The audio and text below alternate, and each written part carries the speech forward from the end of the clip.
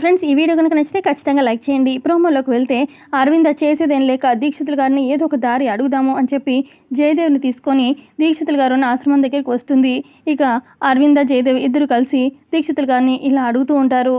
అరవింద అంటుందన్నమాట, దయచేసి మా మిత్రుని కాపాడుకునే ఏదో ఒక మార్గం సూచించండి గురుగారు, ప్లీజ్ దయచేసి అని చెప్పి చాలా రిక్వెస్టింగ్గా అడుగుతూ ఉంటుంది.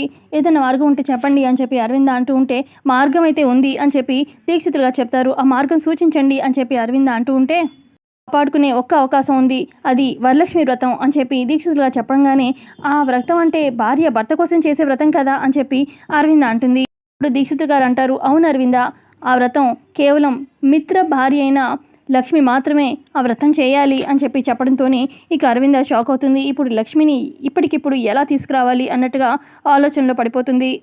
ఎక్కడుందో లక్ష్మి తెలియదు కదా, ఇప్పుడు ఎలా అని చెప్పి అరవింద టెన్షన్ పడుతూ ఉంటుంది. మరి సంయుక్త రూపంలో ఉన్న లక్ష్మి పూజ ఎలా చేస్తుంది?